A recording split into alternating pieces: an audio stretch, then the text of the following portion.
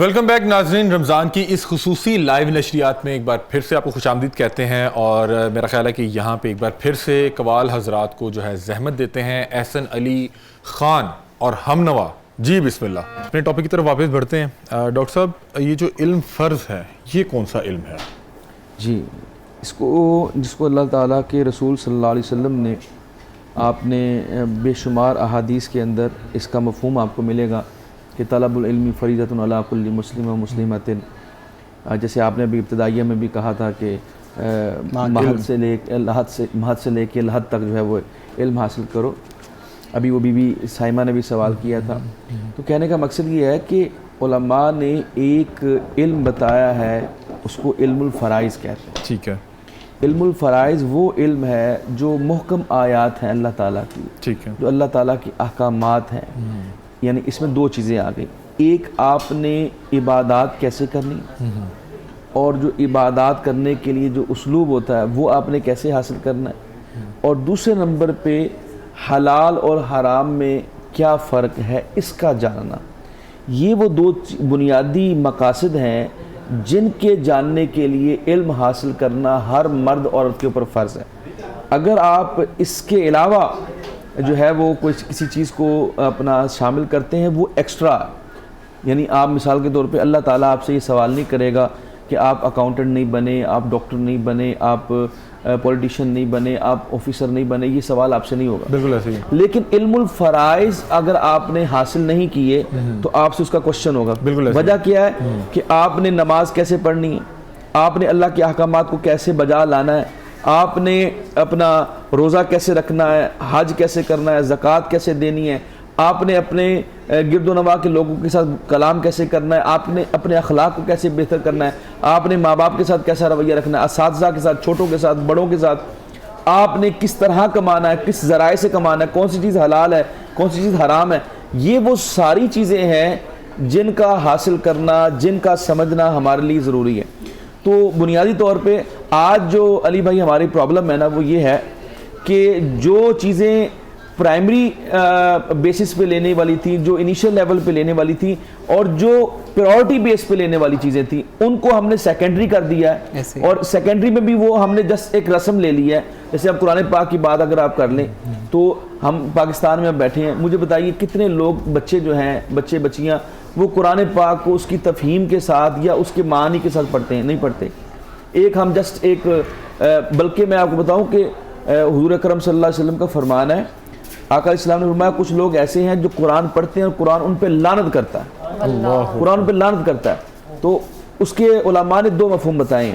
ایک مفہوم یہ بتایا ہے کہ جو شخص قرآن کو اس کے صحیح مخارج سے ادا نہیں کرتا، ٹھیک ہے، اور آپ کو پتہ ہے، اور میں یہاں پہ اسپیشلی کہوں گا کہ جو خصوصی طور پہ جو عورتیں ٹیوشن والی باجی جو قرآن پڑھاتی ہے نا، وہ اللہ معاف فرمائے۔ اچھا میری بات سنیں، میں نے دیکھا بہت سے احباب جو ہیں وہ انہوں نے بہت عرصہ دراز پہلے بچپن میں کہیں قرآن پاک پڑھنا سیکھا، تو وہ قرات کا تھوڑا مسئلہ ہے یا الفاظ کی ادائیگی ٹھیک نہیں ہے، ہم نے بھی ٹیوشن والی باجیوں سے ہی پڑھا ہے تو ابھی تک وہ کمی محسوس ہوتی ہے۔ ان کا کیا، ان کے لیے کیا احکامات ہیں؟ کیونکہ وہ اپنی طرف سے تو میں نے بتا دیا نا کہ یہ ہے علم الفرائض کہ آپ نے یعنی آپ نے کس طرح زندگی گزارنی ہے۔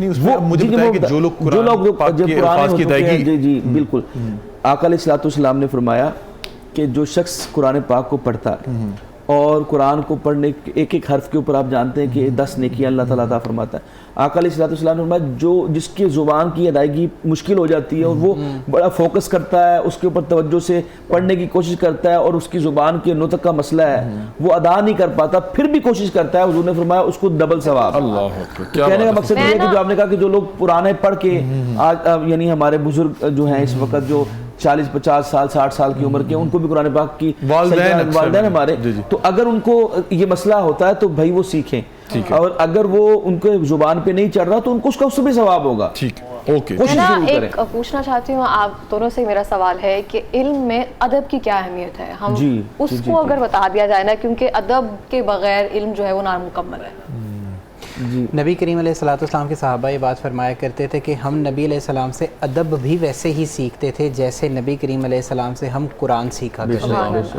کیونکہ جب تک ادب نہیں ہوگا تو اب تک کوئی بھی آپ کا عمل اپنے کمال تک نہیں پہنچ سکتا. کمال تو دور کی بات ہے، ابتدا تک نہیں پہنچ سکتا. جیسے بھی وقاص بھائی بات کر رہے تھے، میں انہی کی بات کو آگے لے کے چلوں گا کہ علم الفرائض کو ہم جب سکھانا شروع کرتے ہیں نا تو ہم انفارچونیٹلی یہ غلطی کرتے ہیں کہ ہم بیسک چیزوں کے اوپر فوکس ہی نہیں کرتے بچوں کا.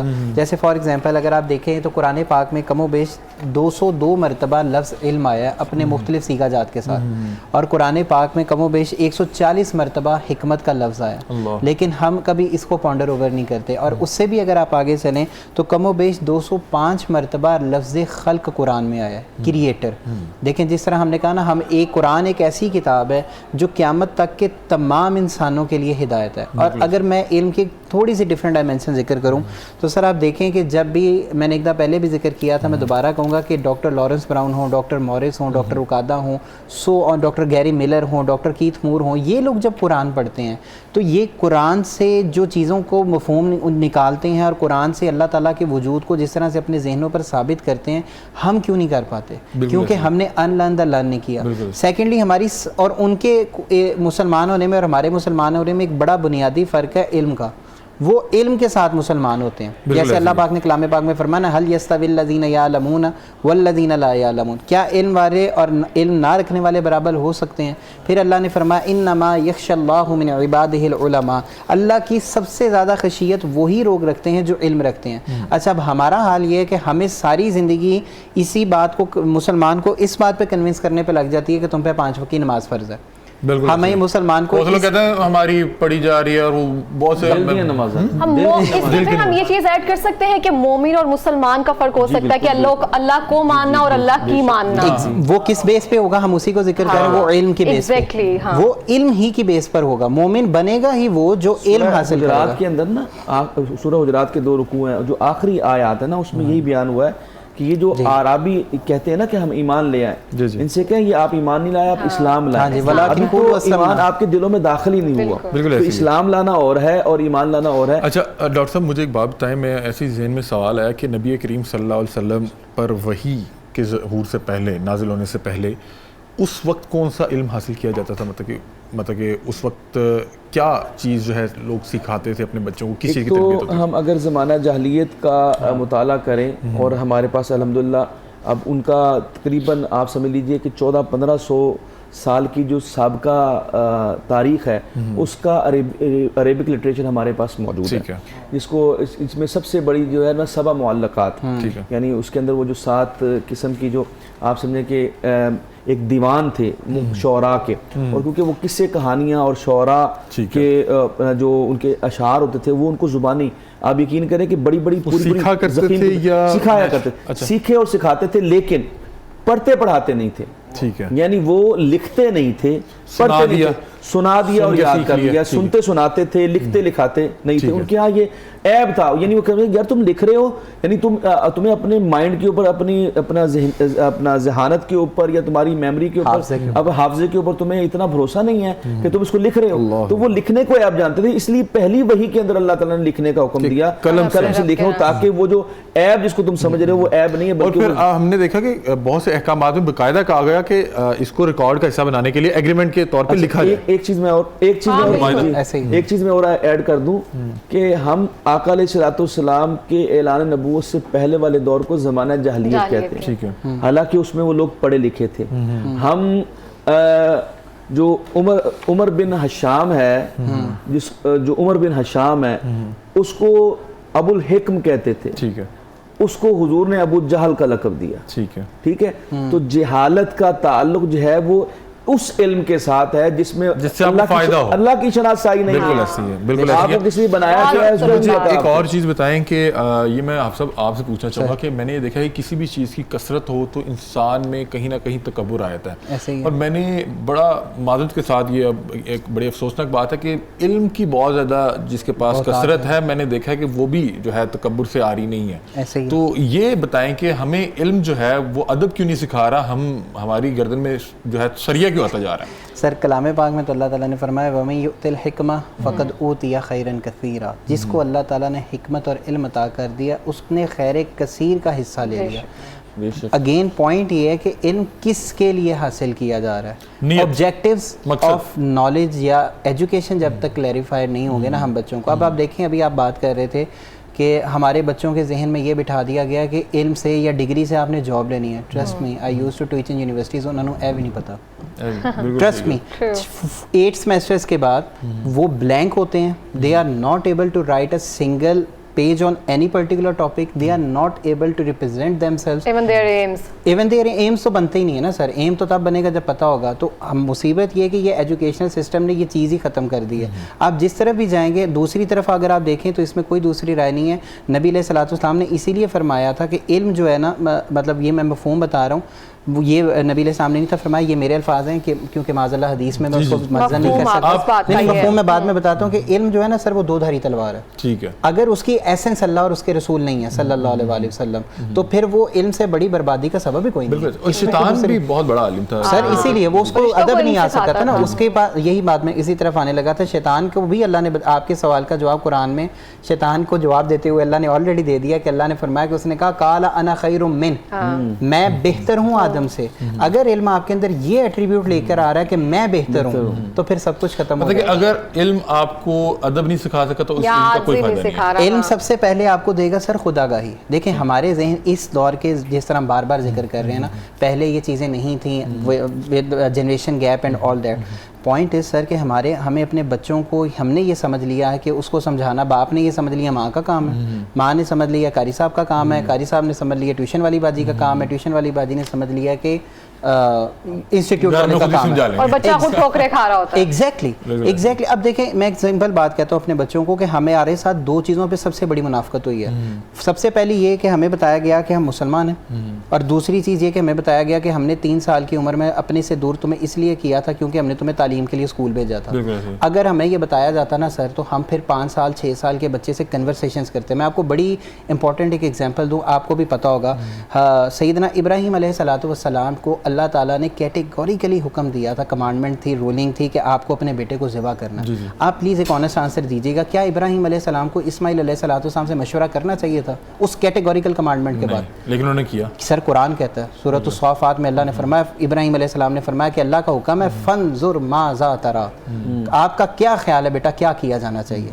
ہم اپنے 5 سال کے 7 سال کے بچے سے کوئی سوال پوچھتے ہیں بیٹا آپ کا کیا خیال ہے، ہمیں پوائم سنا دو۔ ایگزیکٹ پوائمز بھی سیکنڈری ہیں، مطلب ہم اپنے بچوں کی ساری کریٹیوٹی کو ان کے بچپن میں ہی سنپ کر دیتے ہیں۔ اور آپ کو میں بتاؤں نبی کریم علیہ السلام کیا کرتے تھے، سیدنا عبداللہ بن عباس رضی اللہ تعالیٰ عنہما کی ایک بڑی خوبصورت میں روایت آپ کو بتاؤں، نبی علیہ الصلوۃ والسلام کی عادت تھی کہ جب آپ محفل میں کچھ تقسیم کرنا شروع فرماتے تھے تو بچوں سے شروع کرتے تھے۔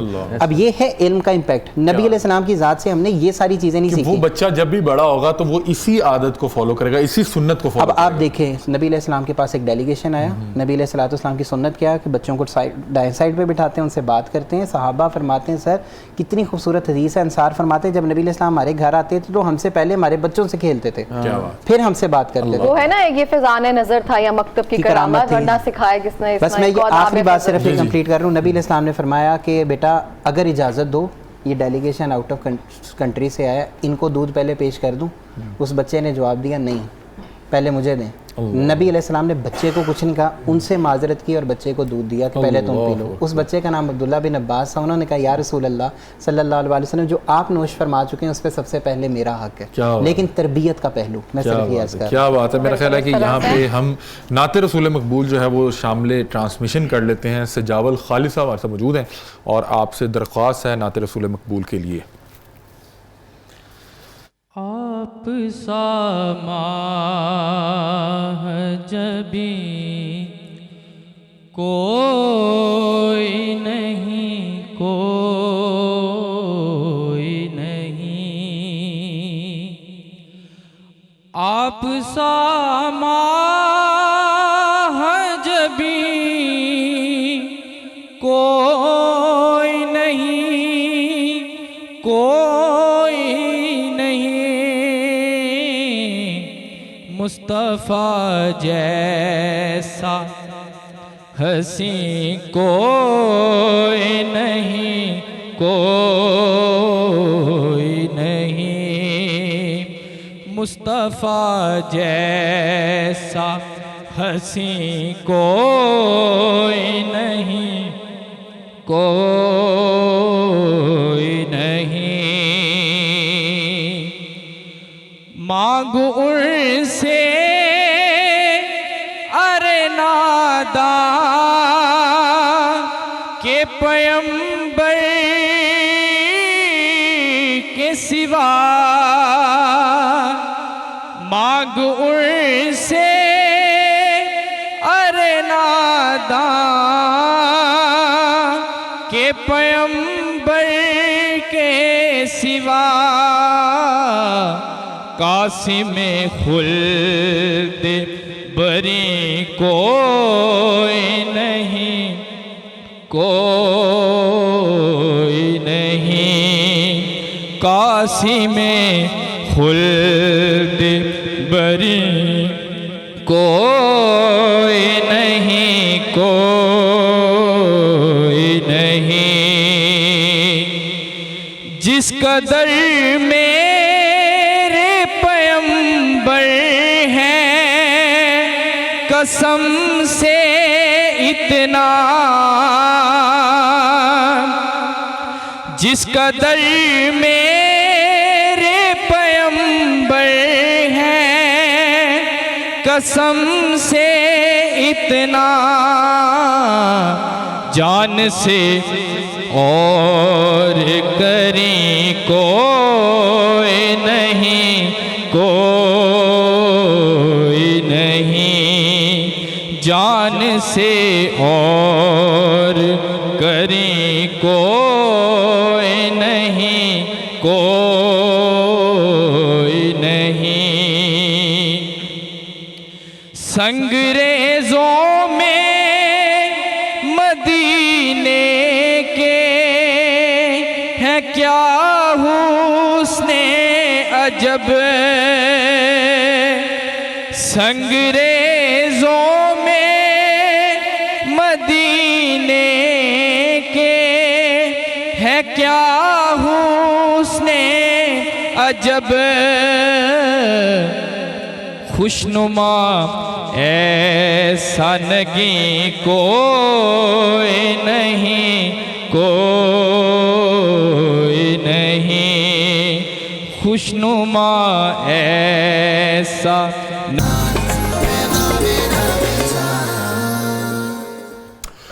वेलकम बैक नाज़रीन, नशरियात में आपको एक बार फिर से खुश आमदीद कहते हैं। और आपको पता है कि अफ्तार का वक्त करीब आता जा रहा है, और एक चीज़ जो कि मुझे अचानक से अभी बड़ी दुखी सी महसूस हुई कि आज 24वां रोज़ा हम अफ्तार करने जा रहे हैं और ये चंद रोज़े ही रह गए हैं जो हम ये अफ्तार वाली खुशी है ये जो हासिल कर रहे हैं, ये बड़ा वक्त कम रह गया। तो अल्लाह करे अगला रमज़ान भी हम सबको उस रमज़ान में दाखिल होने का जो है मौका मिल सके, सेहत और सलामती के साथ, आमीन इंशाल्लाह। लेकिन अभी जो फिल वक्त है 4 से 5 रोज़ में रमज़ानुल मुबारक जो है वो अलविदा हो जाएगा, तो कोशिश ये करें कि इसको जो है समेट लें और इसको अपने लिए कीमती बना लें।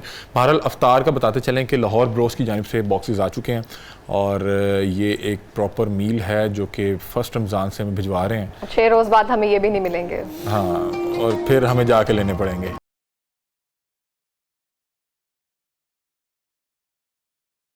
हाँ। और लेकिन अभी बहुत शुक्रिया लाहौर ब्रोस का जिन्होंने हमारे लिए पूरा रमज़ान अफ्तार का अरेंज किया, बहुत शुक्रिया जी। उसके अलावा हमारे पास 2 बाइक्स मौजूद हैं, फ्राई चिक्स, और उसके अलावा रहीम स्टोर की जानिब से बाइक्स भिजवाई गई हैं। और रहीम स्टोर की जितनी भी ब्रांचेस हैं आप वहाँ पे जाकर रमज़ान ऑफ़र को जो है एंजॉय कर सकते हैं, और हर चीज़ पे 20 से 30% डिस्काउंट है। उसके बाद कपड़ों के हवाले से बात कर लेते हैं, आज आप बता दें जी। जो मैंने आज जोड़ा वेयर किया है वो है जे डॉट की जानिब से। इनकी बेहतरीन ईद कलेक्शन भी आ चुकी है, इनके स्टोर्स और ऑनलाइन लाजमी विजिट किया जाए जे डॉट। और जो मैंने कपड़े पहने आपको पता है कि हमारा स्पॉन्सर एक ही है और वो है, और हमें भी भिजवाए गए हैं। हाँ जी बिल्कुल ऐसी है। और दुआस बुटीक इंस्टाग्राम का एक पेज है जहाँ पे आप हर तरह की वैरायटी जेंट्स और लेडीज़ जो है मंगवा सकते हैं अपने घर में, है। बिल्कुल ऐसे ही। और आप अगर पाकिस्तान से बाहर भी रहते हैं तो आप इनसे मंगवा सकते हैं, बड़े एतबार वाले लोग हैं। आगे बढ़ते हैं, ٹھیک ہے جی. میرا خیال ہے کہ ایک نعت رسول مقبول جو ہے ٹرانسمیشن کا حصہ بنا لیجیے, اور حافظ سید ثقلین حیدر, مجھے بڑا ہی سرور آتا ہے جب یہ پڑھتے ہیں. جی بسم اللہ حافظ صاحب.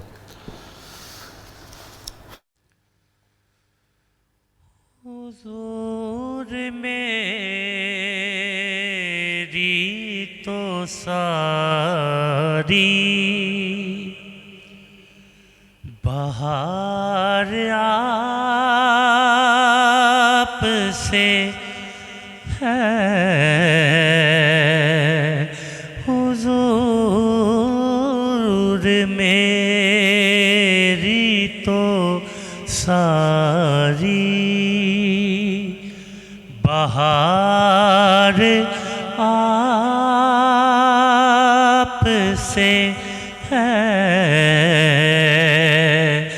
میں بے قرار تھا میرا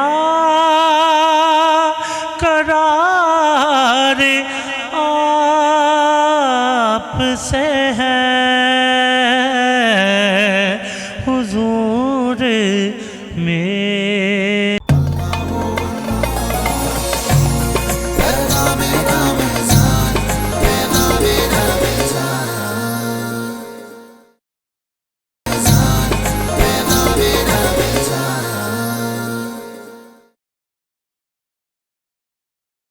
بہار آپ سے ہے,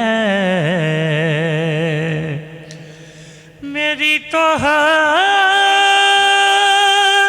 ہی کیا ہے, میرے غریب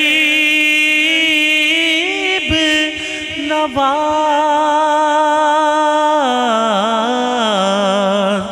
جو مل رہا ہے مجھے سارا پیار آپ سے ہے,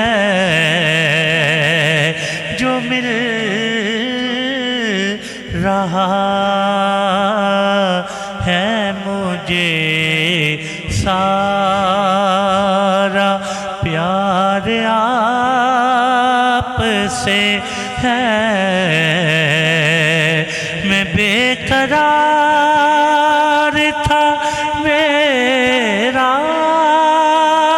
قرار آپ سے ہے,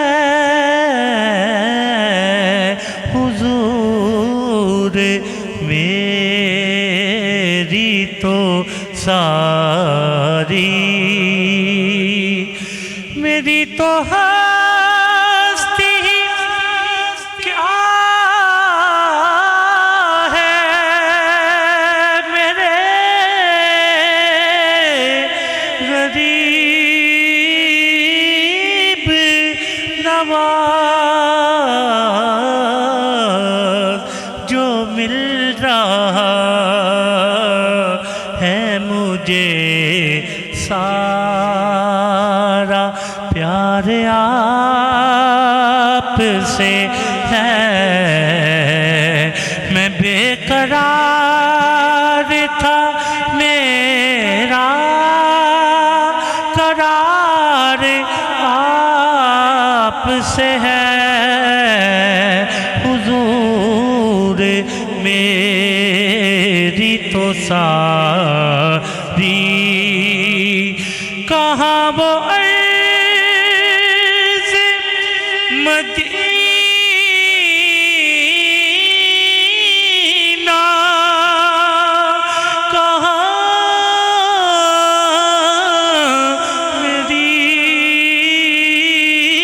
ہستی,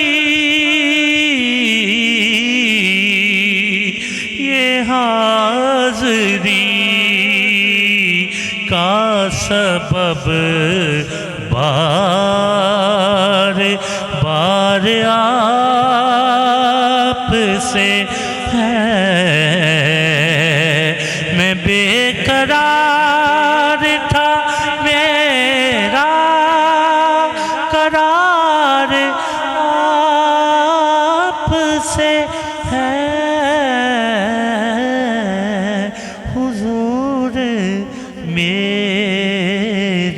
تو ساری.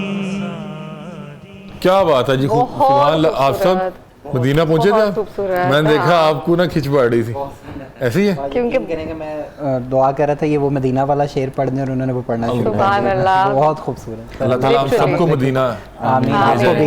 ہم سب کو. میری تو ساری بہار آپ سے ہے, میں بے قرار تھا, میرا قرار آپ سے ہے, اسی میں ساری چیزیں سموئی جاتی ہیں. اور نشریات میں آگے بڑھتے ہیں, میں دونوں علماء کرام سے سوال یہ کرنا چاہتی ہوں, اگر ہم علم کی بات کر رہے ہیں تو مجھے لگتا ہے اساتذہ کی جو اہمیت ہے اس کو بھی تھوڑا ڈسکس کر لیا جائے, کیونکہ آج کل کی جیسے ہم جنریشن کی بات کرتے ہیں, ہمارے والدین نے ہمیں جو ادب سکھایا تھا کہ اگر اساتذہ کی رسپیکٹ کرو گے تو وہ چیزیں یا آپ جو جس حصول کے لیے چاہتے ہو ویسے ہی حاصل ہو جاتی ہیں. تو اب نہ وہ اسٹوڈنٹس ہیں نہ وہ ٹیچرز ہیں, تو اس سے ہم کیا کہیں. میں اس پہ ایک بار پہلے بات کی تھی کہ ایک وقت تھا کہ جو بچہ ہوتا تھا اس کے استاذہ کو شادی پہ بلایا جاتا تھا اور لوگ بتاتے تھے کہ یہ میرا شاگرد ہے, یہ اس کا استاد ہے اور اس سے انہوں نے قرآن پڑھنا سیکھا.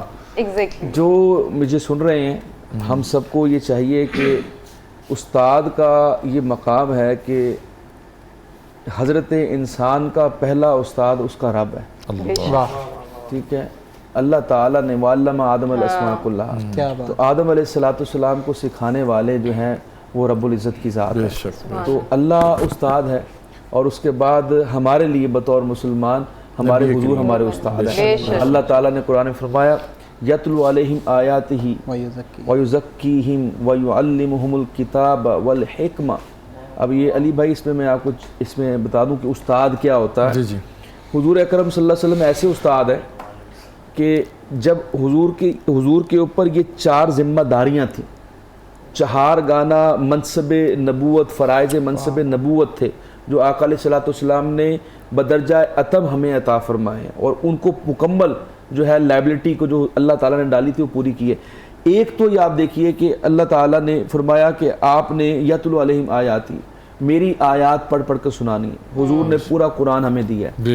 اچھا, یہ جو چیز ہے نا کہ آیات پڑھ کر سنائی, اس سے سارے حافظ نکلے, اس سے سارے قاری نکلے.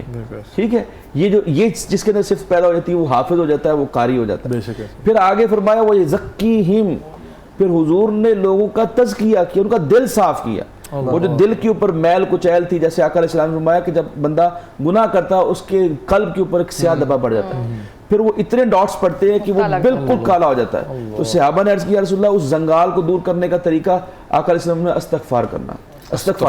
اور حضور جو وجہ تخلیق کائنات علی بھائی, وہ 70 مرتبہ ڈیلی, صرف یہ نہیں استغفر اللہ تسبیح نہیں, 70 مرتبہ فزیکلی اللہ تعالیٰ سے معافی مانگتے. تو وہ ہے تزکیہ کرنا. تو جتنے اولیاء ہیں, آپ ابھی ادب کی بات کر رہے تھے نا, جتنے اولیاء ہیں ان کا تزکیہ ہو چکا ہوتا ہے, ان کو ادب سکھایا جاتا ہے, ان کا تزکیہ کیا جاتا ہے. اور یہ حضور اکرم کی سنت ہے. حضور بطور استاد اپنے صحابہ کا تزکیہ کر کے گئے. اس کے بعد فرمایا وَيُعَلِّمُ الْكِتَابَ وَالْحِكْمَةَ, ان کو کتاب, جتنے علماء ہیں, جتنے بھی فصحاء ہیں, جتنے بھی آپ کو عالم دین نظر آتے ہیں, شیخ الحدیث نظر آتے ہیں, یہ سب کے سب وہ وَيُعَلِّمُ الْكِتَابَ کے زمرے میں آتے ہیں, اور حضور ان کے استاد ہیں. اور آگے جتنی بھی وہ ایک سلسلہ چلا ہے, اور آخر میں فرمایا والحکمہ, اور حضور نے حکمت سکھائی ہے. تو یہ جو فقیہ ہوتے ہیں نا, ہم جو تقلید کرتے ہیں آئمہ کی, یہ آئمہ کچھ زیادہ نہیں ہوتے, فقہا کم ہوتے, ان کے پاس حکمت ہوتی ہے, ان کے پاس دلیل ہوتی ہے کہ کس آپ نے اللہ کے رسول کا اور اللہ تعالیٰ کا اس میں کیا فرمان تھا, اس میں سے کیا استنباط کیا جاتا ہے. تو وہ اس میں سے اصول کے, وہ اصولین کو کہتے ہیں, وہ اصول میں سے نکال کر ہمیں جو ہے وہ سمجھا کے دیتے ہیں. تو میں یہ کہنا چاہ رہا ہوں کہ جب استاد کی بات کی ہے نا, تو یہ ہے سر ہمارے اساتذہ, اور ان کی بنیاد جو ہمارے بنیادی استاد ہیں مسلمان کے, وہ اللہ اور رسول. بالکل ایسے ہی ہے. لیکن جو یہاں پہ ہم اپنے معاشرے میں استاذہ دیکھتے ہیں, ہم نے جہاں پہ دیکھا کہ بطور اسٹوڈنٹ ہم نے ان کو عزت دینا کم کی, وہاں پہ ہم نے دیکھا کہ استاذہ بھی اپنے مقام سے کہیں نیچے آ گئے, اور ایسی خبریں آنے لگ گئیں. اس میں دیکھیں, میں نے اس دن بات بتایا تھا کہ جب کوئی چیز پریویل کرتی ہے نا معاشرے میں, تو اس کا امپیکٹ ہر جگہ پہ پڑتا ہے. آج کا جو دور ہے نا, وہ ماڈرنزم کے نام پہ میٹیریلسٹک ہو چکا ہے. ہماری اپروچ میٹیریلسٹک ہے, ہم ہر چیز کو پیسے میں تولتے ہیں. حضرت علی رضی اللہ تعالیٰ عنہ نے فرمایا, جس نے مجھے ایک لفظ سکھایا میں اس کا غلام ہوں, چاہے وہ مجھے بیچ دے. یہ حضرت علی جو علم کے باپ اپنا حضور اکرم صلی اللہ علیہ وسلم کے فرمان کے مطابق آپ دروازہ ہیں علم کا, تو وہ فرما رہے ہیں کہ مجھے ایک لفظ میرا کچھ سکھا دے گا, میں اس کا غلام ہوں. اور ہمیں کوئی سکھاتا ہے تو ہم اب کہتے آپ ہیں کہ ہمیں دیکھیں اب یہ تو اپروچ تھی نا استاد, اب ہم نے جب اس کو مارکیٹ بنا دیا اور جب ہم نے استاد اور شاگرد کے رشتے کو بائنگ اور سیلنگ میں چینج کر دیا, ایک کہہ رہا ہے میں پروڈکٹ بیچ رہا ہوں اور ایک خرید رہا ہے, تو جب اسٹوڈنٹس یہ سمجھیں گے کہ یہ مجھے اگر پڑھاتا ہے تو یہ مجھے پیسے لیتا ہے, میں اس کو فیس پے کرتا ہوں, اگر تو دکان اور گاہک والا وہ رشتہ بن جائے گا تو پھر تو ظاہر بات اصول بدل جائیں گے. اچھا یہ ایسی علم ہمارا ٹاپک ہے, یہ کالا علم اور نوری علم, یہ بھی کیا یہ قرآن مجید سے کیا جاتا ہے یا کیا؟ اس حوالے سے مجھے تھوڑا سا بتا دیں بنیادی طور اگر آپ کو اس حوالے سے پتہ ہے. یہ تو روحانی طور پہ اس کا روحانیت کا جواب ہے, جو تزکیہ کے اندر میں آپ نے بتائی تھی اس کے اندر یہ مختلف فیزز ہوتے ہیں, یہ پورا ایک ٹاپک ہے. بہرحال یہ ہے کہ جو چیزیں اللہ اور اس کے رسول سے یا قرآن پاک سے یا سنت سے استنباط کیا جاتا ہے اس کو ہم ایک عمومی طور پہ معروف طور پہ نوری علم کہہ دیتے ہیں, ٹھیک ہے.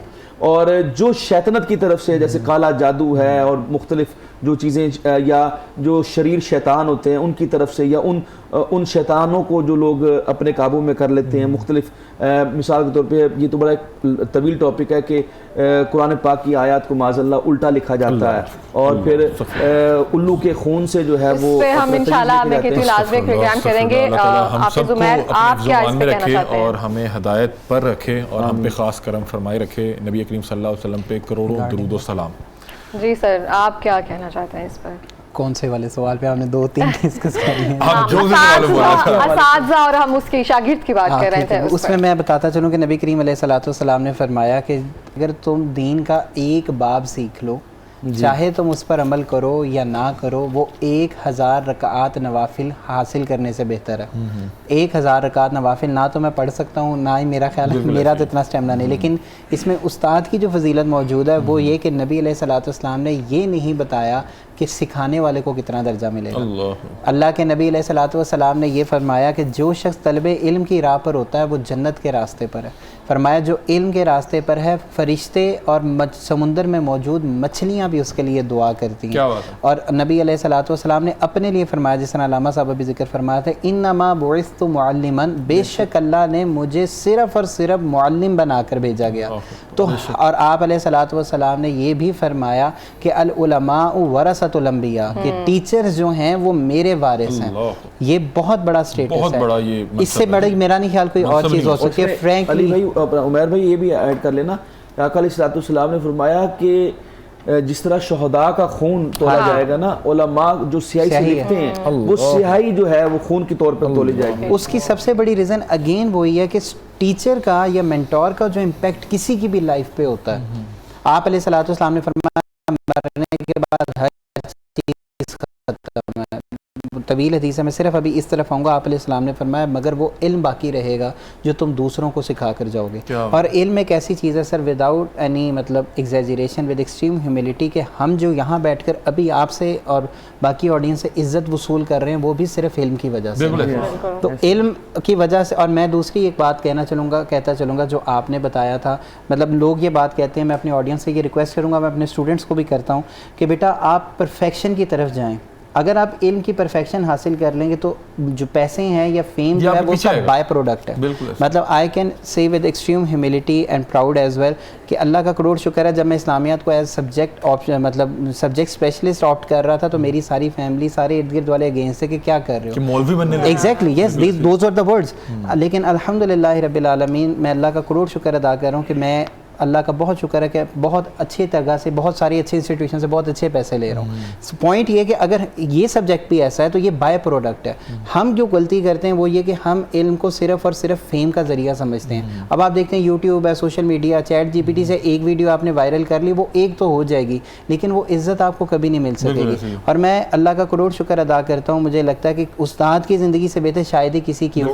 ایک تو یہ نبی علیہ السلام کی سنت ہے, اس نے لوگوں کو سکھانا ہے. اور دوسری چیز یہ کہ سر وہ اگر آپ صحیح معنوں میں سکھا رہے ہیں تو وہ بچوں سے جو رسپیکٹ آپ کو ملتی ہے وہ اس کا کوئی الٹرنیٹ نہیں ہے. اور میں نے تھوڑا ٹائم پڑھایا بھی تھا, اس کے بعد مجھے ٹیچنگ. آپ نے کیا پڑھایا تھا؟ میں کوئین میری میں بی ایس پڑھایا تھا. اچھا, ویری گڈ. ہمارے ساتھ ٹیچر اقرا ملک موجود ہیں اور میرا خیال ہے کہ یہاں پہ اختتام کی طرف بڑھ رہے ہیں, لیکن میں چاہ رہا ہوں کہ ہم کیوں نہ ثقلین بھائی پہ اختتام کریں. تو اس سے پہلے سجاول بھائی کو بھی ایک نعت رسول مقبول کی جو ہے دعوت دیتے ہیں اور پھر انشاءاللہ ایکسٹرو اختتام میں پھر ثقلین بھائی سے دوبارہ ایک بار نعت رسول مقبول سنیں گے.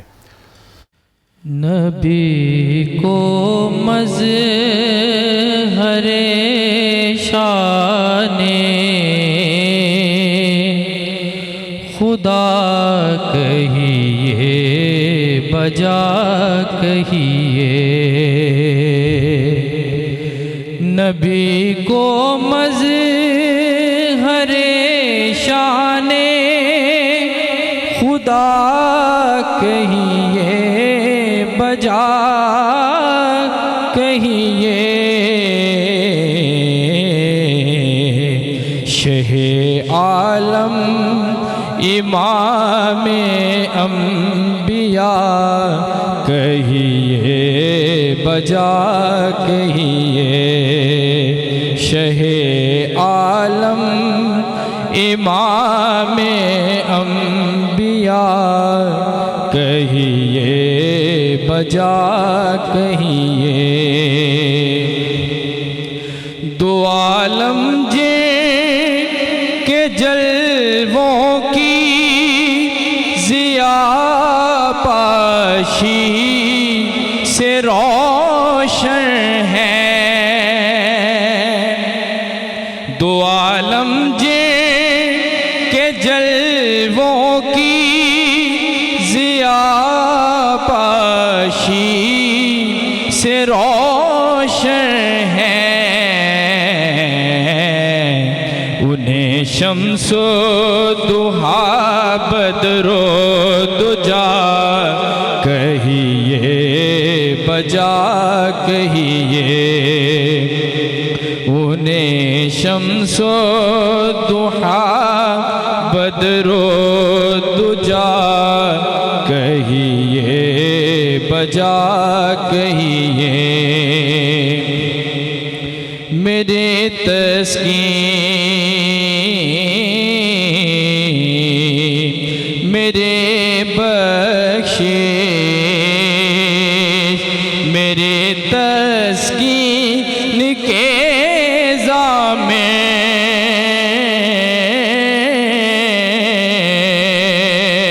میرے تسکین میرے بخشش میرے توقیر کے ضامن،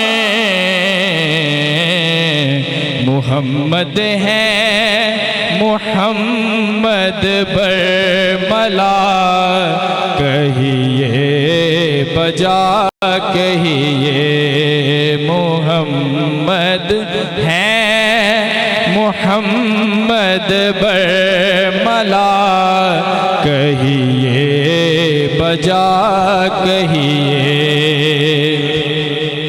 سر تسلیم خم کیجے نبی کے حکم پر تائب، نبی کے نام پر صلی علیہ کہیے بجا کہیے، نبی کے نام پر صلی علیہ کہیے بجا کہیے، نبی کو مظہر شان خدا کہیے بجا کہیے، کو صلی علیہ کہیے بجا کہیے، کیا خوبصورت نعت یا کلام جو ہے پیش کر رہے تھے سجاول خالد، اور میرا خیال ہے کہ ہمارے پاس چند منٹ ہی باقی بچے ہیں اور افطاری کا خیال وقت بالکل درست ہے وہ ہونے والا ہے، اور مجھے انہوں نے بتایا کہ آپ نے ہمیشہ کہنا ہے کہ پروڈیوسر کا خیال ہے، تو بہرحال بہت شکریہ تمام مہمانان گرامی کا، ہم نے علم کے ٹاپک پہ بڑی اہم گفتگو کی، اور میرا خیال ہے کہ آج یہ چیز سمجھنے کی ضرورت ہے کہ ہم نے تعلیم کو صرف ایک ذریعہ بنا لیا ہے جاب حاصل کرنے کا، اور جبکہ اس میں کوئی حقیقت نہیں ہے، آپ جو تعلیم ساری عمر حاصل کرتے ہیں اس کا جب آپ پروفیشنل لائف میں جاتے ہیں ہو سکتا ہے کہ آپ کو استعمال ہی نہ کرنا پڑے۔ تعلیم آپ کی اپنی تربیت کے لیے ضروری ہے، آپ کی اپنی پرسنالٹی کے لیے ضروری ہے، تو آپ اس کو اسی لیے حاصل کریں، اور جب آپ کسی بھی چیز میں ایک بتایا جیسے آپ بتا رہے تھے کہ ایکسپرٹیز حاصل کر لیں گے تو یہ اس کی بائی پروڈکٹ ہے جو آپ کے پیچھے بطور پروفیشن اور وہ پیسہ آپ کے پیچھے پیچھے آئے گا. اور مجھے سب سے اچھی چیز یہ لگتی ہے کہ ہمارے پاس دونوں جو معلم موجود ہیں یہ دونوں استاذ ہیں, اور جب معلم استاد بھی ہو ٹیچنگ کر رہا ہو تو اس کو بڑے اچھے انداز میں لوگوں تک بات پہنچانی آتی ہے. اور آپ تمام احباب کے پیار کا, محبت کا بہت بہت شکریہ. ہم بہت سی کالز نہیں لے پاتے کیونکہ جو ہم نے ٹاپک سلیکٹ کیا ہوتا ہے اس پہ جو پراپر گفتگو ہے, تفصیلی گفتگو ہے, وہ بھی ضروری ہوتی ہے, لیکن ہم وقتاً فوقتاً جو 2 3 4 5 کالز ممکن ہو سکتی ہیں ان کو شامل کرتے ہیں. جبکہ مجھے پروڈیوسر کی جانب سے بتایا جا رہا ہے کہ سینکڑوں کی تعداد میں کالز آ رہی ہیں اور کئی بار ہمیں ریسیور کچھ دیر کے لیے سائڈ پہ رکھنا پڑتا ہے. آپ تمام احباب کی محبت کا, پیار کا بہت شکریہ. یہ 24 دنوں میں جو رشتہ قائم ہوا ہے, اللہ کرے یہ ہمارا آگے صدیوں تک چلے. اللہ تعالیٰ آپ کو بھی سلامت رکھے اور ہمارے لیے بھی دعا کیجیے گا. اور میں ایک چیز مینشن کرنا چاہتی ہوں کہ جب ہم علم کی بات کر رہے ہوتے ہیں, بہت ضروری ہے, چند چیزیں ہیں اگر ہم اس کو اڈاپٹ کر لیں تو مجھے لگتا ہے ہماری دنیا بھی آسان ہو جائے گی تو آخرت کے لیے بھی ہو جائے گی, جس کو ہم ڈیلی بیسس پر ڈسکس کرتے جا رہے ہیں. اس میں سب سے پہلے آتا ہے ادب اور احترام. اگر آپ میں وہ آ جاتا ہے تو پھر آپ میں یہ سیکھ بھی آ جاتی ہے کہ کیا چیز کر کے پیسے کمانے ہیں, کیا چیز نہیں کر کے ہمیں فیم حاصل نہیں کرنا. تو ایزی گوئنگ ہم نہیں جائیں گے, سلو پروسیس میں چلیں گے, اس کی ذات پر توکل بھی آئے گا, یقین بھی آئے گا, اور یہ سب علم حاصل کرنے سے ہی ممکن ہے. چیز تھی کہ آپ کو جیسے مس نے بتایا کہ نو کہنا بھی آنا چاہیے. اگر آپ کو آپ کا کوئی بھی شخص, آپ کا کوئی رشتہ دار, آپ کا کوئی بھی رشتہ ہے, وہ آپ کو ایسی چیز کہتا ہے جو آپ کو نہیں ٹھیک لگ رہی, تو آپ کو نو کہنا بھی. ایون اگر آپ کو کوئی بلاتا بھی ہے تو ہم منع نہیں کر پاتے ہیں, لیکن کہہ نہیں پاتے ہیں. تو بہرحال آج کی نشریات کا وقت یہیں تک تھا. افطاری ہونے والی ہے. تمام احباب کے لیے دعائیں, اللہ تعالیٰ آپ سب کو مدینے لے جائے, اور آپ ہمارے لیے بھی دعا کریے گا کہ اللہ تعالیٰ ہم سب کو بھی مدینے لے جائے. اور اختتام پہ میں درخواست کروں گا حافظ سید ثقلین حیدر کہ ہم جیسے ہی یہ ختم کرتے ہیں تو آپ کے کلام پہ جو ہے یہ نشریات آج جو ہے وائنڈ اپ کریں گے. تو فی الوقت کے لیے مجھے, میری پوری ٹیم, اقرا صاحبہ اور ہمارے تمام مہمانان گرامی کو اجازت دیجیے. اللہ نے کے بعد میری الفت مدینے سے یوں ہی نہیں, میری الفت مدینے سے یوں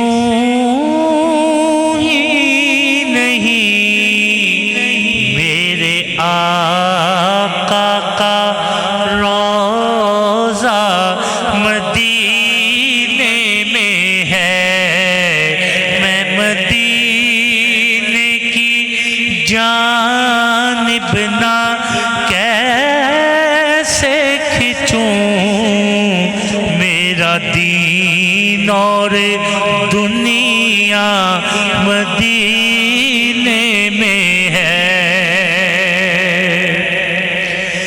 سرور ہر جہاں سے دعا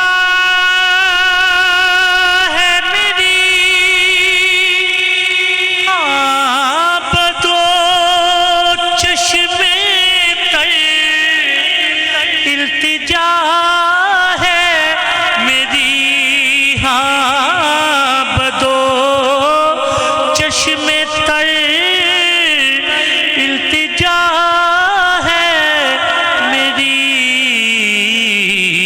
ان کی فہرست میں میرا بھی نام ہو, جن کا روز آنا جانا مدینے میں ہے, ان کی فہرست میں میرا بھی نام ہو, جن کا روز آنا جانا مدینے میں ہے. پھر مجھے موت کا کوئی خطرہ نہ ہو, موت کیا زندگی کی بھی پرواہ نہ ہو, موت کیا زندگی کی بھی پرواہ نہ ہو. کاش سرکار ایک بار مجھ سے کہیں, اب تیرا مرنا جینا مدینے میں کاش سرکار ایک بار مجھ سے کہیں اب تیرا مرنا جینا